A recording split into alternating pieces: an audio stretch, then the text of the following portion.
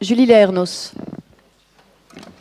Madame la Présidente, mes chers collègues, nous voilà donc une étape de cette longue séquence caractérisée par sa précipitation, son impréparation et son incohérence. D'autres l'ont souligné avant moi. Le groupe écologiste et citoyen, dans toute cette séquence, ont choisi de rester fidèles à leurs valeurs et de rester cohérents. Fidèles aux valeurs de plus d'écologie, de plus de justice sociale et de plus de démocratie. De ce point de vue-là, cette délibération vient heurter un bon nombre de ces principes et de nos engagements. Plus d'écologie d'abord. Nous venons d'adopter collectivement ce matin et à l'unanimité un plan d'action partagé autour du climat. Car nous en convenons toutes et tous, l'urgence est réelle et face à cela, il nous faut une action collective, déterminée et sans faille.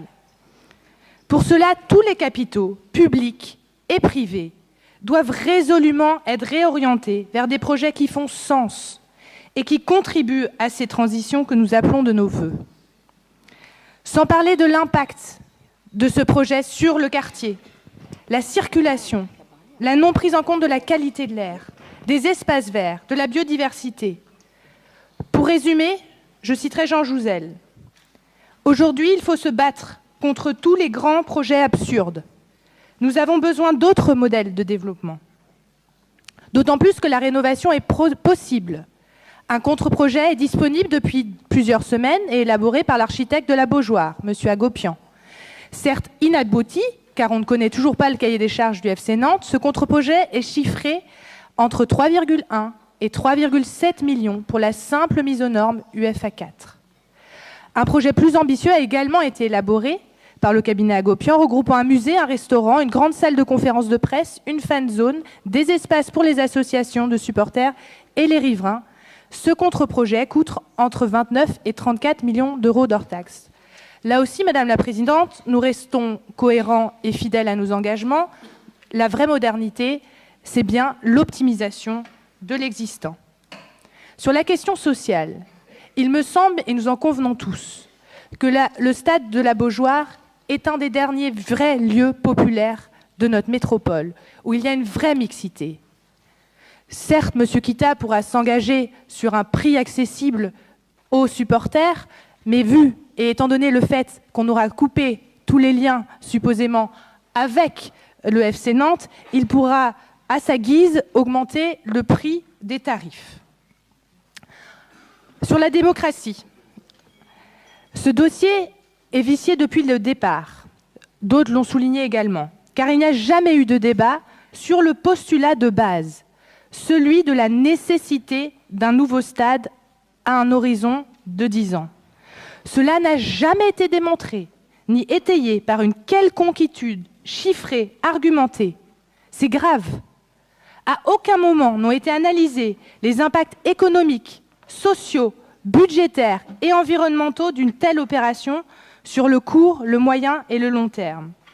La collectivité n'a jamais elle-même mené de concertation sur le sujet, car malgré le fait que ce ne faisait pas partie de votre projet, ni partie de notre programme, quand un nouveau projet est mis sur la table, cela peut arriver en cours de mandat, mais la moindre des choses et la condition pour pouvoir le réaliser est bien de mener une vraie concertation publique sous maîtrise publique. La concertation sur laquelle vous prétendez vous baser pour annoncer cette situation ubuesque de 2 stades côte à côte, sans aucun débat public, ni dans votre majorité d'ailleurs, est une antithèse de ce qu'il faut faire, déclarait récemment dans l'équipe Jérémy Moulard, qui est spécialiste du modèle économique des nouveaux stades de football français.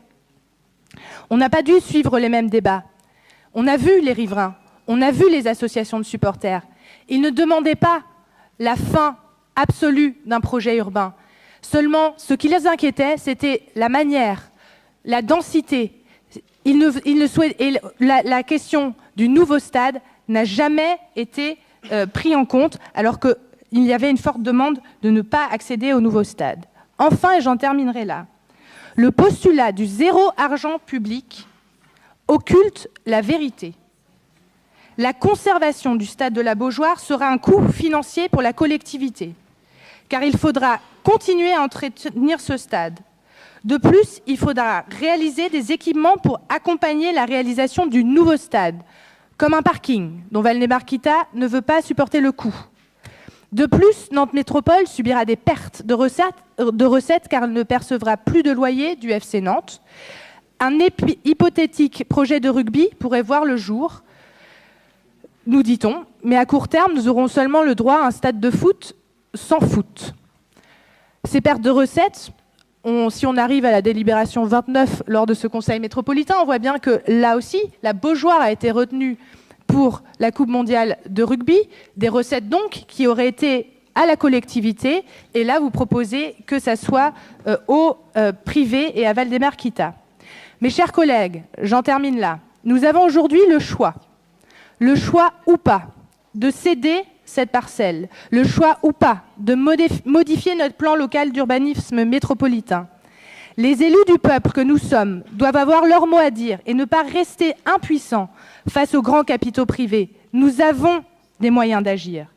Ce dossier est une opération 100% spéculative qui protège un intérêt privé capitalistique, celui de Valdemar-Kita. C'est pour cela, mes chers collègues, que je vous invite à voter contre cette délibération. Je vous remercie.